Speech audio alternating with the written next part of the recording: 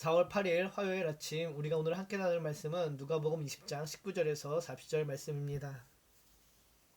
앞선 포도원 주인과 농부의 비유가 자신들을 향한 메시지임을 깨달은 종교 지도자들은 분노하며 예수님을 잡아 해코지하고자 합니다. 그들이 예수님의 말씀하신 의도를 깨달았다라면은 이제 예수님을 향한 분노를 멈추고 회개함으로 하나님의 말씀에 집중하며 하나님의 뜻을 분별했음에도 불구하고 그들은 오히려 더욱더 예수님을 잡고자 합니다. 그들의 그런 모습이 19절 이하에 잘 나타나고 있는데요. 19절을 보면 이렇게 이야기하죠. 서기관들과 대제사장들이 예수의 이 비유는 자기들을 가리켜 말씀하신 줄을 알고 즉시 잡고자 하되 백성을 두려워하더라. 이에 그들이 엿보다가 예수를 총독의 다스림과 권세 아래 넘기려 하여 정탐들을 보내어 그들로 스스로 인인체하며 예수의 말을 책잡게 하니 그들은 예수님을 잡고자 하지만 백성들을 두려워합니다. 그래서 결국 예수님을 잡는 것을 포기합니다. 그리고 다른 방법을 궁리하는데요. 그것은 바로 예수님의 행동을 책잡아서 로마의 권세 아래 넘기려고 하는 것입니다. 종교 지도들의 간계가 잘 나타나고 있는데요. 간계한 의도입니다. 22절을 보면 이렇게 이야기하죠. 우리가 가이사에게 세를 바치는 것이 옳으니까 옳지 않으니까 하니 그들은 예수님을 로마의 권세 아래 넘기고자 가이사에게 세금을 바치는 것이 합당한지 안 한지를 묻습니다. 만약 예수님이 옳다고 하신다면 무거운 세금의 허덕이는 백성들에게 큰 원성을 살 수 있게 될 것이며 또 옳지 않다고 하신다면 로마 제국에 큰 고초를 당하실 수 있기 때문입니다. 그러나 예수님은 처음부터 그들의 관계를 다 파악하고 계셨죠. 23절을 보면은 예수께서 그 관계를 아시고 이르시되 데나리온 하나를 내게 보이라. 누구의 형상과 글이 여기 있느냐? 대답하되 가이사의 것이니이다. 그래서 주님께서는 데나리온 하나를 가져와 보여달라고 말씀하십니다. 그들은 앞으로 어떤 일이 있을지 꿈에도 모른 채 동전을 갖고 와 주님께 보이죠. 주님께서 다시 묻습니다. 누구의 형상과 글이 여기 있느냐? 그들은 가이사의 것이다 라고 답합니다. 이에 주님께서 25절을 보면 이렇게 이야기하죠. 그런즉 가이사의 것은 가이사에게 하나님의 것은 하나님께 바치라 하시니 가이사의 것이라면 가이사에게 주라는 간단한 말씀이었습니다. 그러면서 그들이 묻지 않았던 하나님의 것도 하나님께 돌리라고 말씀하십니다. 예수님은 이 말씀을 통해 가이사와 하나님 가운데 누가 더 위대한 분이신지를 분명하게 인식하게 만드십니다. 그리고 사실상 가이사의 것 중에 하나님의 것이 아닌 것이 하나도 없기에 하나님의 것은 하나님에게 가이사의 것은 가이사에게 바치라고 이야기하고 있는 것이죠. 세속 정부를 세워 질서를 유지하시는 하나님의 섭리를 인정하되 궁극적인 통치자는 하나님이심을 기억하라는 말씀입니다. 예수님은 로마를 두둔하지도 부정하지도 않고 불필요하게 충돌하는 길도 피하십니다. 강조점은 하나님의 것은 하나님에게 있다라는 것이죠.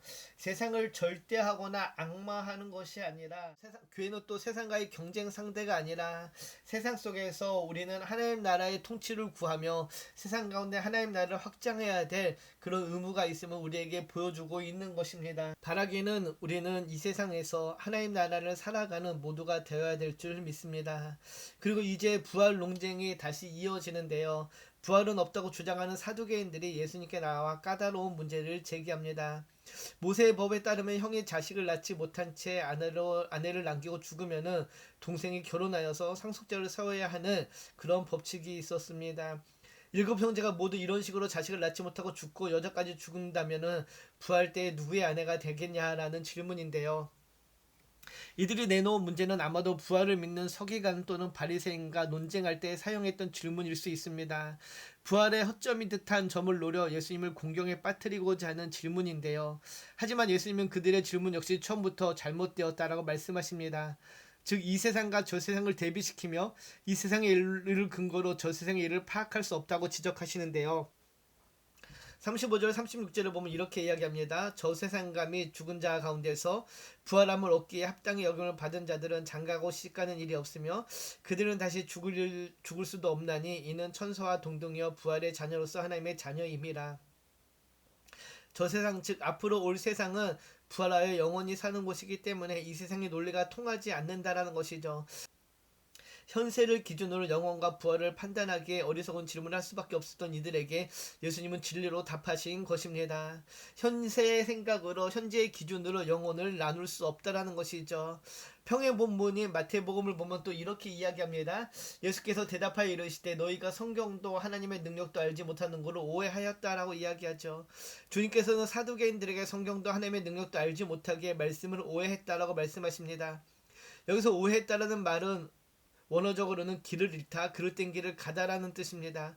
사두개인들은 하나님의 말씀을 자의적으로 해석하여 바른 길로 가는 것이 아니라 엉뚱한 길로 빠져 들었다라는 것이죠. 그리고 30절 이하의 다음과 같이 이야기하시는데요. 죽은 자가 살아난다는 것은 모세도 가시나무 떨기에 관한 그래서 주를 아브라함의 하나님이요 이삭의 하나님이요 야곱의 하나님이라 칭하였나니 하나님은 죽은 자의 하나님이 아니요 살아있는 자의 하나님이시라. 하나님에게는 모든 사람이 살았느니라 하시니 모세는 가시나무 떨기에서 하나님께서 자신을 아브라함의 하나님, 이삭의 하나님, 야곱의 하나님이라고 말씀하셨음을 기록합니다. 이 말씀이 어떻게 죽은 자가 살아난다는 내용을 뒷받침할까요? 하나님이 아브라함의 하나님이자 이삭의 하나님이자 야곱의 하나님이 되시려면 그셋 모두가 살아있다라는 사실이 전제되어야 합니다. 왜냐하면 하나님은 살아있는 자와 관계를 맺으시지 죽은 자와 관계를 맺으실 수 없기 때문입니다. 예수님은 바로 이 점을 지적하시면서 사실 아브라함과 이삭과 야곱이 모두 다시 살아났다고 말씀하신 것입니다. 그리고 더 나아가 하나님에게는 모든 사람이 살았느니라고 말씀하시며 하나님은 영원히 현재로 존재하는 분이심을 분명히 밝히고 계신 것입니다. 오늘 본문의 사두개인들과 바리새인 또 종교 지도자들은 예수님이 메시아임을 인정하지 않았습니다. 그들은 예수님을 메시아로 인정하지 않고 시험을 통하여서 예수님을 공경에 빠뜨리고자 했지만은 그러나 그들의 무지를 드러낼 뿐입니다.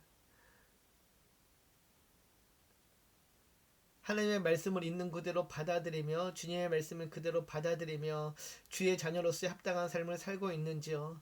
또 하나님의 권세 아래 살아가고 있는지 돌아보며 주님 안에서 나는 어떤 존재로 살아가고 있는지를 깊이 묵상하는 사순절 되기를 주님의 이름으로 축복합니다. 기도합니다.